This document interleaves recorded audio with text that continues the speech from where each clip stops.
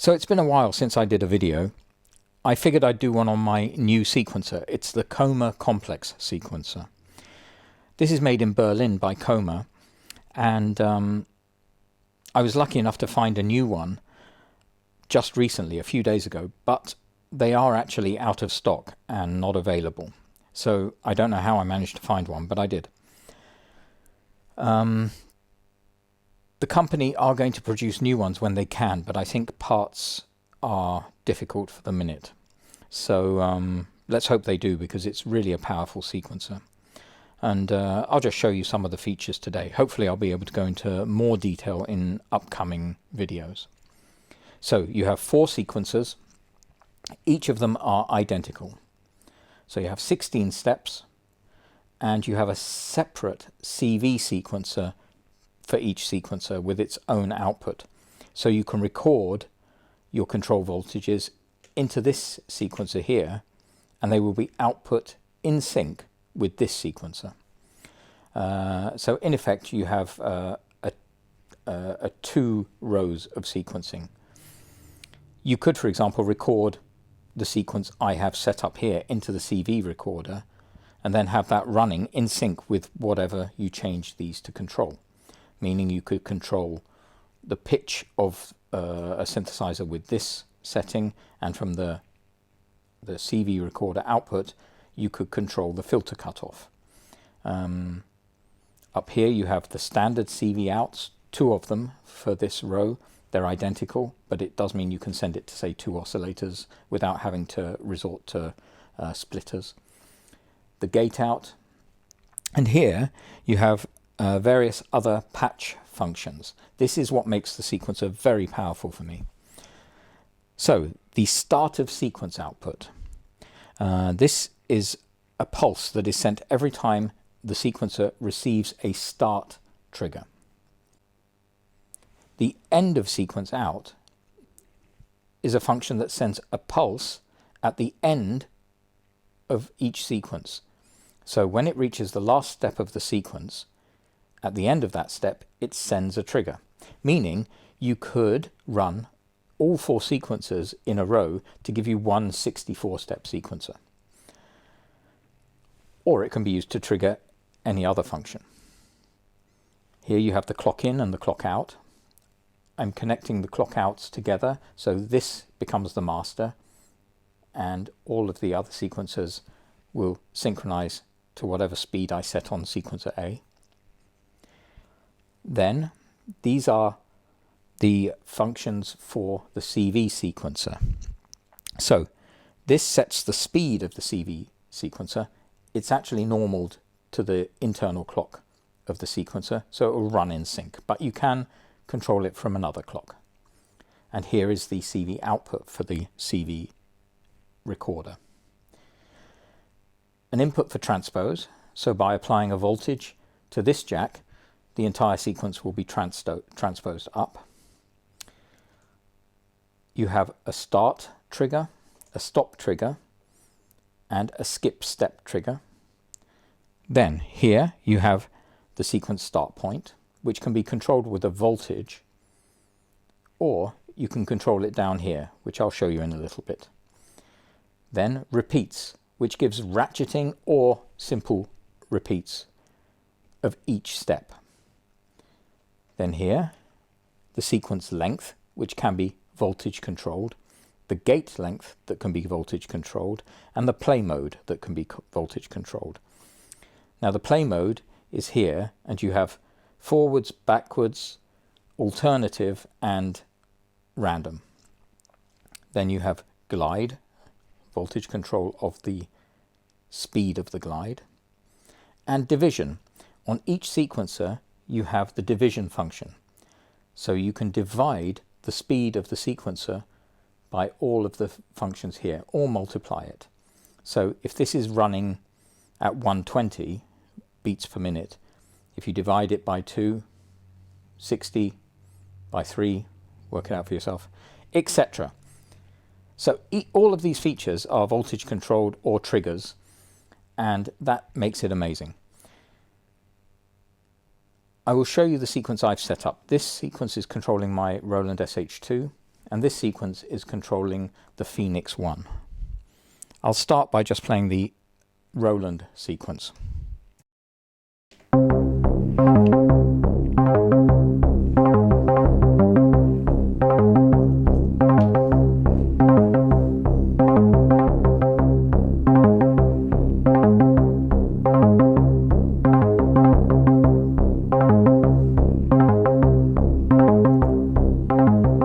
So I'll explain what's happening here. The sequence length is set to a 7-note sequence. So the first 7 notes repeat. However, as the sequence length can be voltage controlled, I'm taking a CV output from sequencer B, controlling the sequencer length. So every time it reaches the 3rd step, a voltage increase appears at the CV out, and it's extending the sequence length.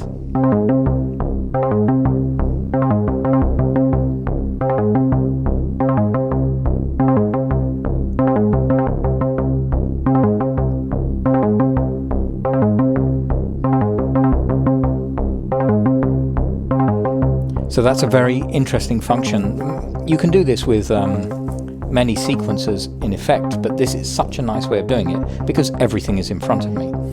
I could, for example, control this sequencer from that sequencer as well, or I could set this to random so that, well, let's do it. If I set this to random, it won't be every 4th time, it will be when it chooses to jump to that step that this sequence is extended.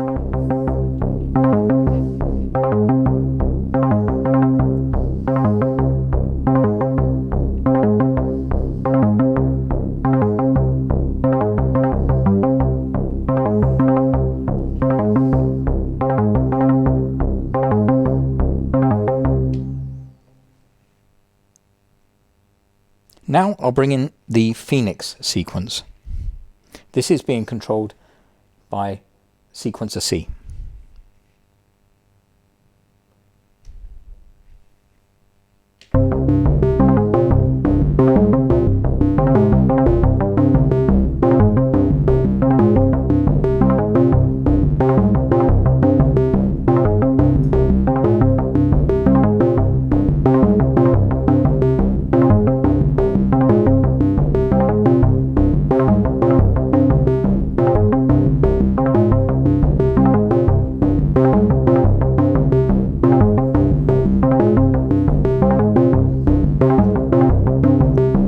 So now I'm going to patch in sequencer D to control sequencer C. I'm going to control the play mode of sequencer C with the voltages from sequencer D. So I simply take a CV out from sequencer D and patch it into play mode of sequencer C. So whenever this step is reached, the play mode jumps to random. Because I have a high voltage, it jumps to the furthest end of the pot. So by setting this slider, I could choose to have it go backwards, alternate, or random.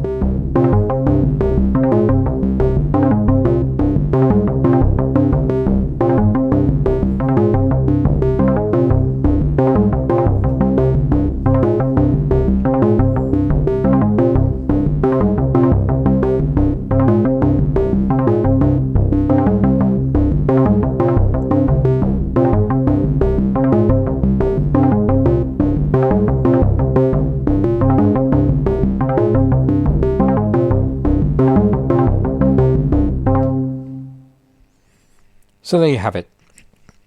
This is probably the first time I've set it up to do anything remotely musical, because I've only had it a few days. But I'll definitely try and do some more videos going into detail or showing how to do other patches.